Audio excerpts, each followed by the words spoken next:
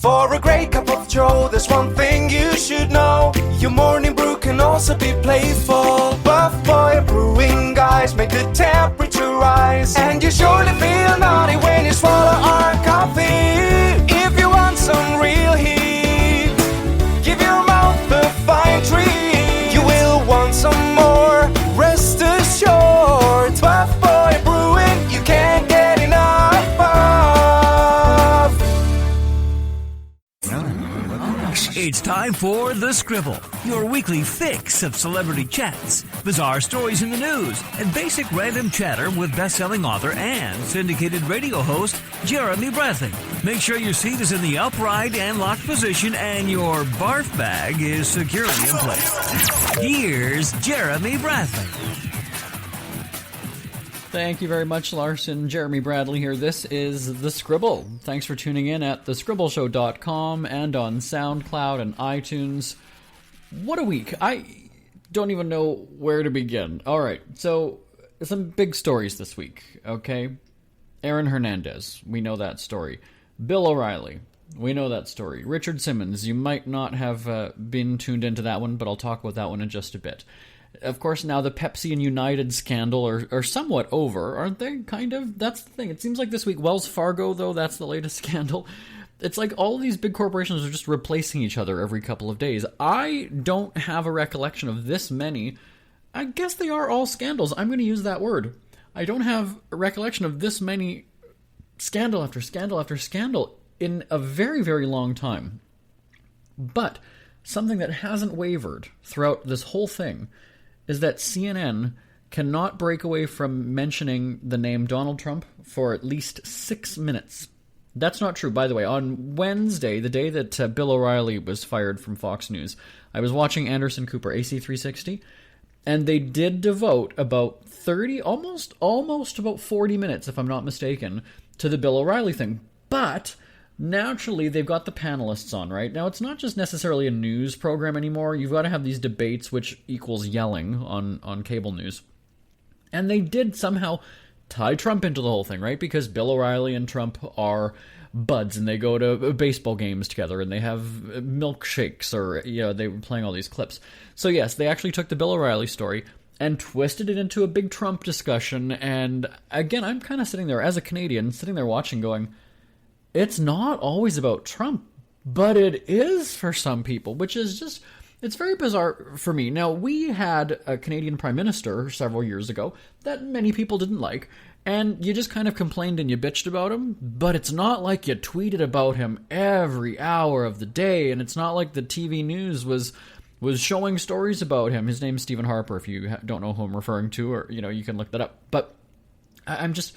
Again, I am just amazed that there's so much talk, and I realize that, yes, it's a presidency, so it's a high-profile role, and it's worth mentioning, but just, I don't watch very many news channels, but the odd time we'll have it on here, and I'll walk by, and it seems like every time they come back from a commercial, they've got that bump, or the graphic that comes on that says, breaking news, this is CNN, breaking news, and then I kind of sit there going, there's probably a 20% chance that it is actually breaking news. Because you might recall back in the day, breaking news meant there's a fire happening outside, we've got a camera there, we are watching this play out live. That's what breaking news meant back in the day when I was doing journalism in school.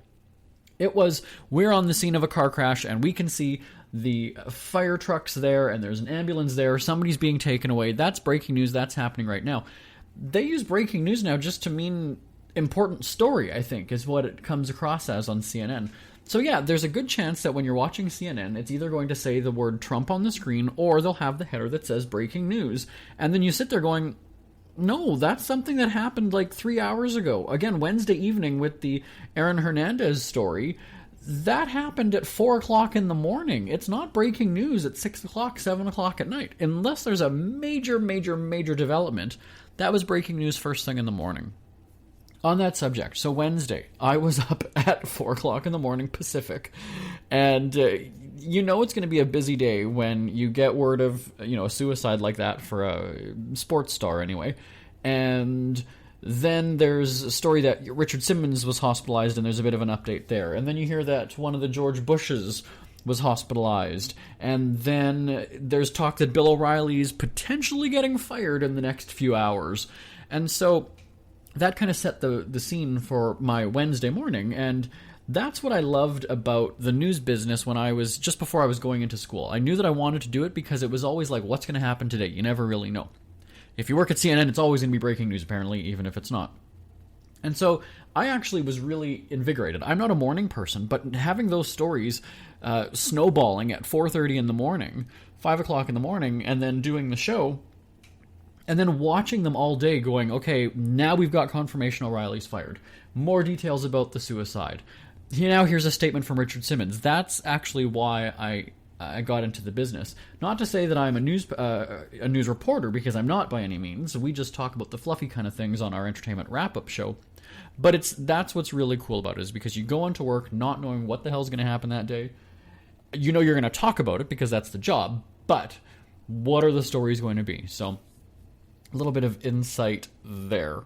I don't know, I would love to know your thoughts on all of these stories. O'Reilly, Hernandez, Simmons, and Bush. Send an email to live@jbonair.com. live@jbonair.com.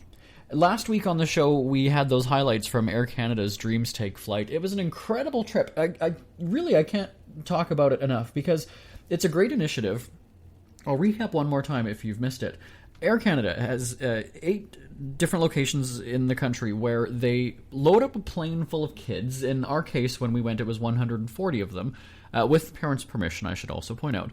And they go to Disney for the day. So in Canada, they're flying from whichever city, and they're going to either California or Florida, whichever's closest. We went to Orlando, Florida.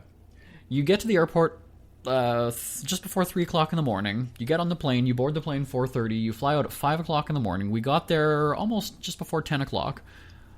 You get on buses, you spend about 7-8 hours at Disney World. It was about 8, maybe 9 hours.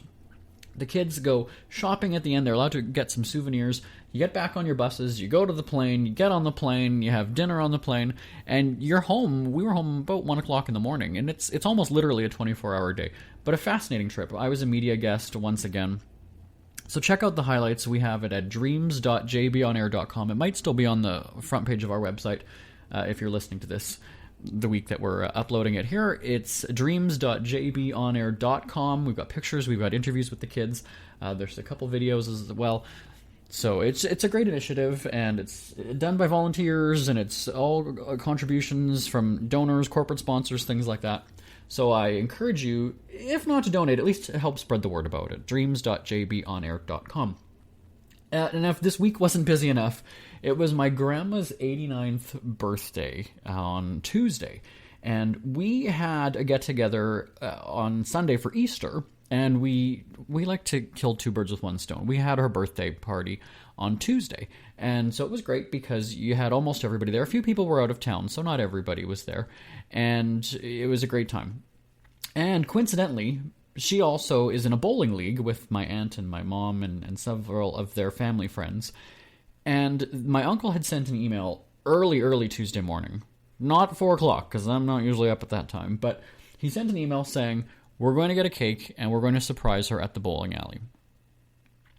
So typically in our family, what ends up happening is you race to be the first person to call a family member on their birthday. Happened all the time. So it's my birthday in August. So back in the day before you could turn off your phone, because you normally just had a house phone, right? It would be this race so that, my grandma or my grandparents were always the first ones to call at 7:30, 8 o'clock, whatever in the morning. And then they can brag and go, I was the first one to call. Yes. I don't know why. It was a family thing. And so this year, my uncle's like, well, let's surprise her at the bowling alley. And of course, everybody's copied on this email. So everybody's doing reply all as they're commenting on it. And my brother, I was going to say one relative. It was my brother. I'll call him out on it.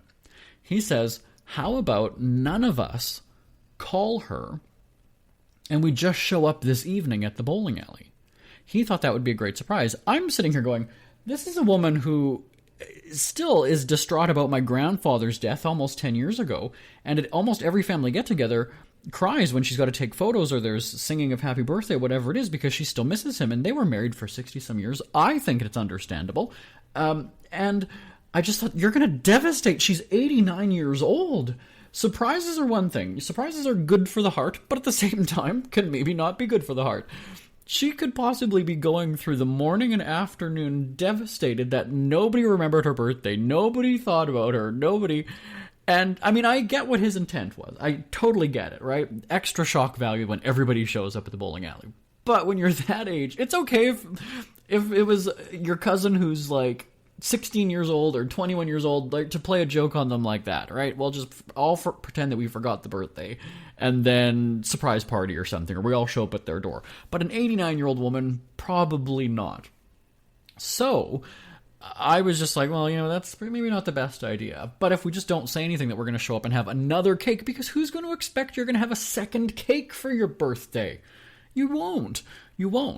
And so we all got together at the bowling alley, and it's a seniors league for the most part, so all very old people. And I guess week after week, if they've all been on this league for however many years they have, they tend to talk about the family members. And so I go in there and everybody knows me. And it's again, those awkward moments where you're the youngest. Oh, you're the baby. Oh, yeah. And I'm just like, I have no idea who you are. But yet I'm shaking hands and like hugging people. And they're very nice. But again, it's an awkward situation if you have no idea who these people are, what they know about you, what they've been told about you. All good things, I hope. I don't think it seems like a very gossipy group. But you never know. So again, happy birthday to my grandma. We had a good time. I was doing some pictures of her bowling and selfies, and her teammates and the other people in the league love her. There was high fives every time somebody got a strike, and there was singing happy birthday. So it really was a good time. I would say there were tears, and it's tears of joy, and so that's what you want to see in somebody's old age. I'm going to say you get to that point when you're proud to say that you're old, I think. I had that Betty White's 90th birthday. That was about 5 years ago now, I guess. And I remember talking about that because it seems like when you lie about your age to sound younger to a certain point, and then once you hit, I don't know what it is. Is it 70? Is it 80? Now all of a sudden you're proud and you're bragging, I'm still alive and I'm 80 years old. I'm still alive and I'm 85. I'm 90. So society kind of has that where all of a sudden now it's like, oh no, I'm proud to be 90. I am proud. But when you're hitting like 50 or something, you kind of dial that back to 40, 42, 43, don't you? Would love to hear your thoughts on that one as well. Live at jbonair.com. Live at jbonair.com. Isn't it crazy that you wait for payday, but before you know it, you're strapped for cash again? It's time to stop blowing your money and become a smart spender with the book, The Official Guide to Being an American Cheapskate at cheapskatebook.com. Learn simple ways to cut costs at home every day and during special times of the year. Don't go broke at Christmas. Don't remortgage the house for a fancy vacation. The book is filled with tips to save you money throughout the year. Check out the best-selling book, The Official Guide to Being an American Cheapskate at cheapskatebook.com or on Amazon and iTunes. Airfares go up and down more than planes themselves. Pricearazzi.travel has you covered when flight prices change on Expedia.com. If the prices drop, you'll be sure to know about it. There's already so much to remember when you travel, and you shouldn't have to worry about paying more than you needed to on your flights. Let Pricearazzi.travel keep an eye on that for you. Your biggest concern should be if you've packed enough money to buy all the trinkets you really don't need, or if your swimsuit shows off enough skin in all the right places, or that while you were away, the kids have enough food in the kennel and that the dogs get to school on time. Wait, flip those last two. Simply register your email address with Pricearazzi.travel and then book your flights on Expedia.com. Your itineraries are automatically sent to Pricearazzi, and you could do your happy dance if the flight becomes cheaper in 24 hours. Better yet, you could actually end up flying for free. And who doesn't love free, right? Find out how to save on your Expedia flights at Pricearazzi.travel. Avoid bank account turbulence and sign up now at Pricearazzi.travel. Ever had something to get off your chest but never had the balls to say it? That's a load of crap. Speak Free with JB.com is exactly what you've been waiting for. Your chance to tell it like it is and not care what anybody else thinks. Have your say on issues of the day. Join newspaper and radio columnist Jeremy Bradley as he tells it like it is. Hundreds of thousands of people have stopped by, including some well-known celebrities who have had a chat with JB and speak candidly about what's really going on in the world. You can join them too. Have a rant or a rave. Be brave and head on over to www.speakfreewithjb.com now. Jeremy Bradley here, back on the Scribble again. Thanks for joining us at thescribbleshow.com and on SoundCloud and iTunes. There you go. Monday is a big day for me, and it's the 11th anniversary of the syndicated radio show called Top of the Charts. Now, I'm going to give you a bit of background about it if you haven't already heard it on this show or even on the radio show that I host. I had started writing a newspaper column many years ago. It'll be 12 years in September. Back in the day, there was no social media. There was no other way to get instant exposure. So I researched a whole bunch of newspaper editor and publisher email addresses and gathered them all, made a list, made a database essentially, and I started to pitch some newspaper columns. I wanted to be a newspaper reporter in my career. And so I was doing that, not getting much traction. Finally, 2 newspapers had said, we'll run this as a regular column. An internet radio station in Vancouver at the time had seen the columns and then wanted them recorded for radio. And I was like, okay, cool. And through developing relationships of back and forth conversations and chatter, we then sort of formed a relationship in terms of, well, do you want to come on and co-host a show with us? Okay, sure, why not? And I joined them by phone, and we did that a few weeks. Then I was asked if I wanted to host a show, and I actually said no. I was determined to be a newspaper reporter. That was always my dream in high school. And so I said no, but I didn't completely shut the door on it. And eventually I was asked if you want to just fill in we need somebody, it's a 2-hour show, just do this, no big deal. We'll have the music all, you just need to do this every 15 minutes and blah, blah, blah. Okay, fine. Well, I had so much fun doing it, and it became a hit with the listeners that I ended up getting the time slot immediately. The second week we did it again. And after about, it was 8 or 9 weeks, I thought, wait a second, here's my ego coming into play. I am bigger than this station. I want to go more. I want to go bigger. So I syndicated it and basically did the show once and then had it run on a whole bunch of different stations. So while I went into the project trying to make it a business. I always wanted to make money from it. And so that's what I did. The radio station, though, was, again, internet radio was kind of just starting out at the time. The whole idea was, we're internet radio, we don't have to run commercials, we can do all this stuff, but then they realized that they've got to start paying for the music and doing things the legitimate way, and they basically didn't make any money and they went bankrupt. So these people were trying to make it kind of a hobby, but kind of a business, believed that money would be rolling in any day now, but didn't actually do the groundwork to make that happen. So I continued on with the radio show. Most of those people are not even in radio anymore. Some of them did have an actual job at a radio station, and then they were doing this as a hobby on the side, and then others were in the hopes of making this their job.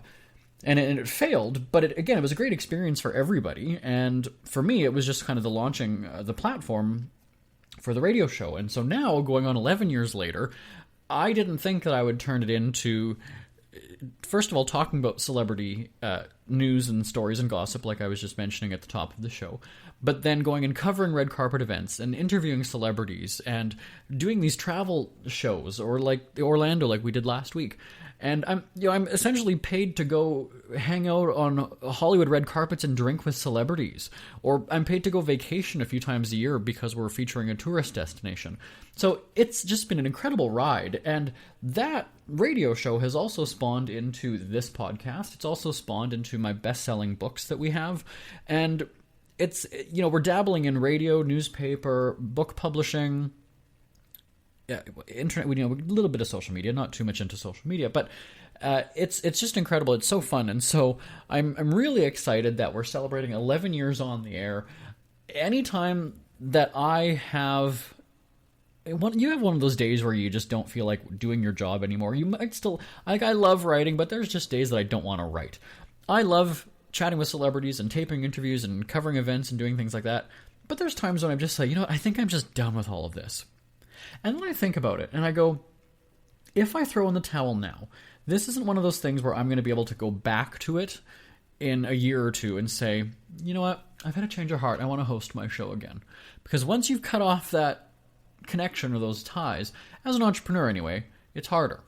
If I worked at one station and then worked at one station, then worked at one station, took a break, then went back to one station, that's different. But if I'm spearheading the business, the company, and doing all that, to then all of a sudden come crawling back and go, okay, let's do it again.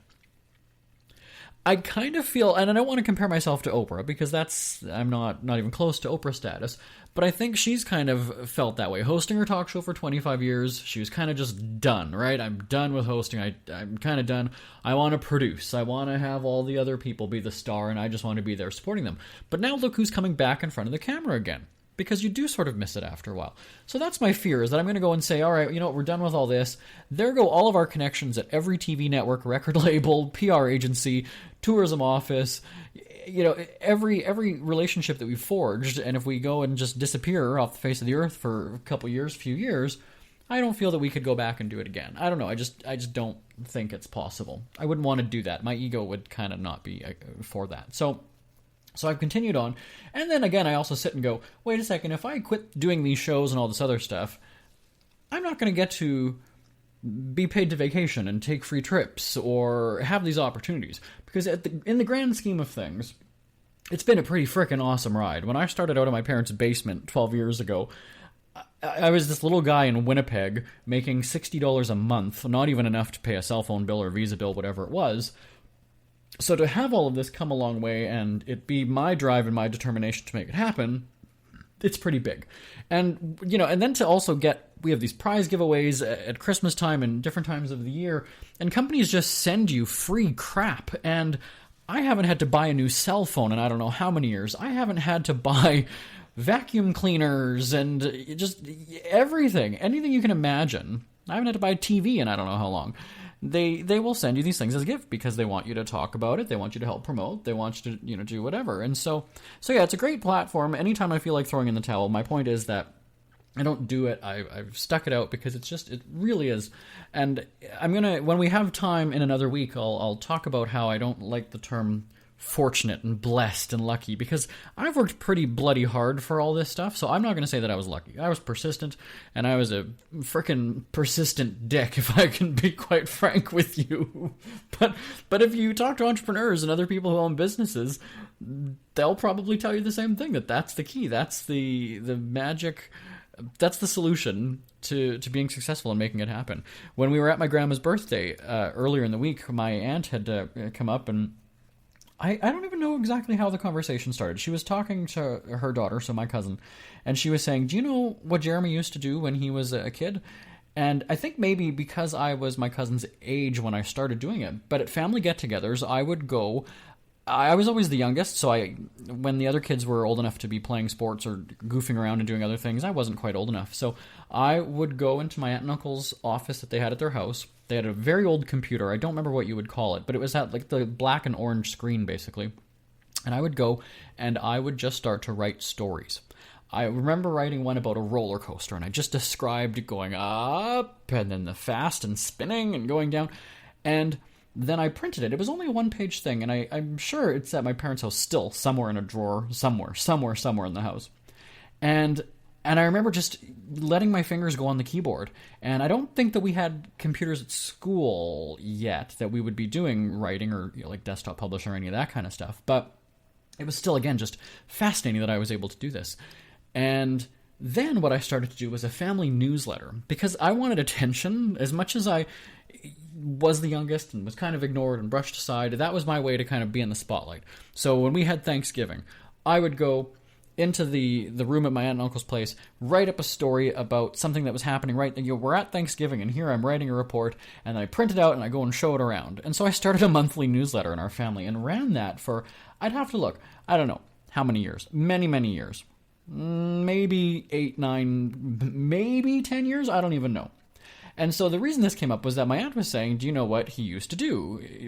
That cousin wasn't around at the time, she's too young, but so then it had me wondering, like, oh my god, you know what? I probably still have all of those newsletters at home.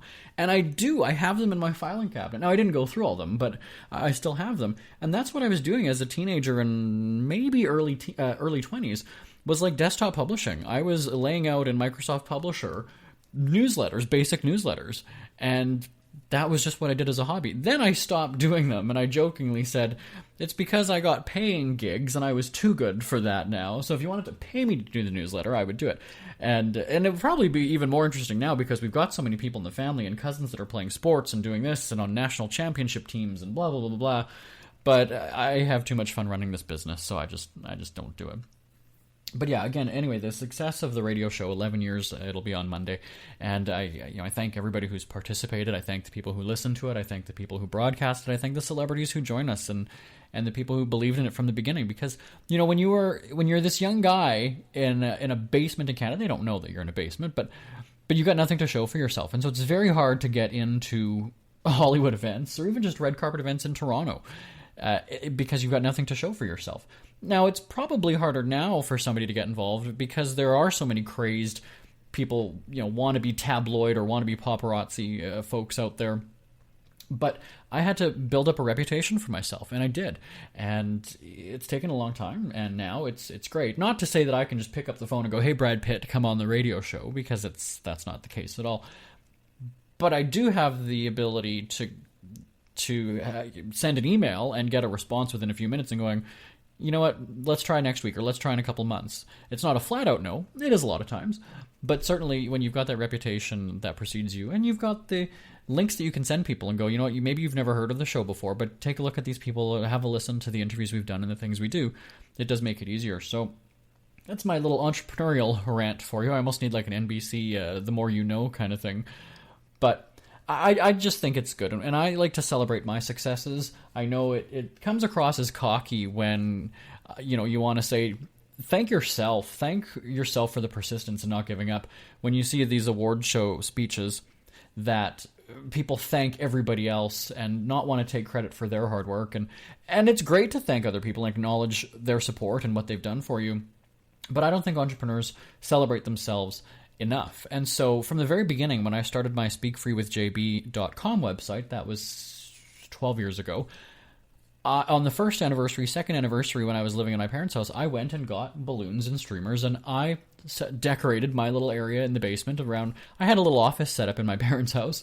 I went and bought decorations and kind of had a little birthday party. And I've done that every year since. So with Speak Free with JB, with the radio show, with the different anniversaries of things, not to say that I always remember the date of them, I have a reminder on my phone, but they're very significant, and I like to take a moment to celebrate my accomplishment. So maybe some people take themselves out on their birthday, right? They might just go and buy themselves something nice or whatever.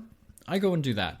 And it might sound stupid that you're throwing yourself a party while you're doing it, but at least it's me taking a moment to go, you know what, let me just breathe this all in, reflect on what I've done, celebrate my achievements, and there you go. It's great that other people can pat you on the back, but you need to do it for yourself first. Who are the Kardashians feuding with now? What did that little thug Justin Bieber do this time? Who's getting hitched? And who's headed for Splitsville? Hear the latest celebrity news and gossip every day on Entertainment Wrap-Up. The good, the bad, the ugly, but mostly the ridiculously hilarious. It's all recapped in this daily segment at entertainmentwrapup.com. Have a laugh at the expense of the rich and famous when they take themselves way too seriously. It's 3 minutes of time-wasting fun at entertainmentwrapup.com. Check out Entertainment Wrap-Up at entertainmentwrapup.com. Brought to you by Speak Free Books. It's never too early to start thinking about your next holiday. Have you checked out Mexico recently? From tequila tasting, swimming with horses, to ziplining through the jungle and watching whales and dolphins in their natural habitat, Puerto Vallarta has it all. Visit mexico.jbonair.com to see all the fun PV has to offer. That's at mexico.jbonair.com for hundreds of photos, interviews, and videos from around the tourist hotspot. Check out mexico.jbonair.com for all the fun. That's mexico.jbonair.com. We hear you chirping. Get scribbling. Tweet up the Scribble at The Scribble Show. Join the discussion with Jeremy Bradley. It's all going down right now on Twitter at The Scribble Show and at thescribbleshow.com. Jeremy Bradley here on The Scribble. 2 very long segments today. I had long-winded rants, but That's why you tune in. That's the great thing about a podcast. A little bit different than the radio shows where I only get 2 minutes to talk to you and then we have to get back into the music. Whereas this, I can share some long-winded stories, bore you to tears, and make you go, God, I hope I'm never like that guy. No, I really do appreciate the support. Not to be gushy and reminiscent, but I really do thank everybody who tunes in week after week, sends your feedback, participates, follows the tweets, all that other stuff. And we wouldn't do the show without you because it would be pointless. Nobody's listening. So again, I want to thank everybody involved in the radio show, the podcast, the books, the newspaper columns, everything. It's a great time. More to ramble on about next week, so hopefully you'll join me then. And feel free to give me a shout anytime. It's always awesome hearing from you. live@jbonair.com is the email address. live@jbonair.com. My name is Jeremy Bradley. This is The Scribble. Bye-bye, everybody. Want more Scribble? Check out thescribbleshow.com for past shows, celebrity interviews, cheapskate tips, and more. That's at thescribbleshow.com and on Twitter at The Scribble Show. The Scribble is a speak-free media presentation. If you want some real heat,